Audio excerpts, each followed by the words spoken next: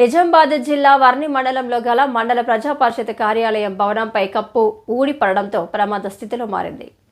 Slab క్రింది భాగం పెచ్చులు ఊడి పడుతున్న తప్పని పరిస్థితిలో కార్యాలయం సిబ్బంది భయభ్రాంతులకు లోనై అరిచేతిలో ప్రాణాలు పెట్టుకుని విధులు నిర్వహిస్తున్నారు. సుమారు 1990వ సంవత్సరంలో టీడీపీ ప్రభుత్వ హయాంలో భవన నిర్మాణం చేపట్టారు.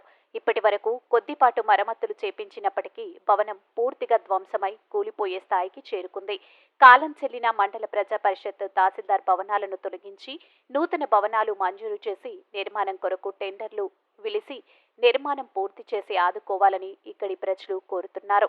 కార్యాలయంలో విధులు నిర్వహిస్తున్న సిబ్బంది వర్షాకాలంలో అధికంగా వర్షాలు కురుస్తున్నందున ఈ భవనం కూలిపోయే ప్రమాదం ఉందని తాత్కాలికంగా ఇతర భవనాల్లో మార్చి తమను ఆదుకోవాలని ఉన్నత స్థాయి అధికారులను కోరుతున్నారు.